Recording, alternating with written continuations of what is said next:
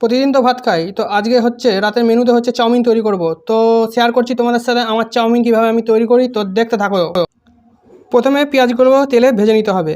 তেলে ভেজে নেওয়ার পরে আধ ভাজা হয়ে আসলে তার মধ্যে আমি দিয়ে দেবো হচ্ছে আলুগুলো। আলু ভাজাগুলো কেটে রেখেছিলাম সেগুলো দিয়ে দিলাম। আলুগুলোকে ভাজার পরে হচ্ছে হলুদ দেবো, হলুদ দিয়ে ভালো করে নাড়াচাড়া করতে থাকবো। নাড়াচাড়া করতে করতে দেখবো যে এটা ঠিকভাবে হয়েছে নাকি। হয়ে গেলে তারপরে পরবর্তী স্টেপ হবে। পরবর্তী স্টেপে হচ্ছে তোমার কাঁচা লঙ্কা কুচি আর টমেটোটা ভালো করে দিয়ে দিলাম, আর একটু স্বাদ মতো নুন দিয়ে দিলাম। দিয়ে তারপরে ভালো করে নাড়াচাড়া করতে হবে। নাড়াচাড়া হয়ে গেছে, এরপরে ডিমগুলো এর মধ্যেই আমি দিয়ে করে নেবো। মাঝখানে হচ্ছে একটু ফাটিয়ে মানে হচ্ছে ডিমগুলো আমি দিয়ে দিলাম এর ভেতরে।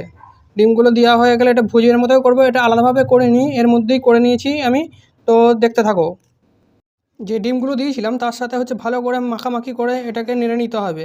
ভালো করে নাড়া হয়ে গেলে তো এরপরে হচ্ছে পরবর্তী স্টেপ হবে। এর পরবর্তী স্টেপে হচ্ছে চাউমিন যেটাকে সেদ্ধ করে রেখেছি সেটা দেবো। চাউমিন আস্তে আস্তে করে আমি সব দিয়ে নেবো, দিতে থাকবো।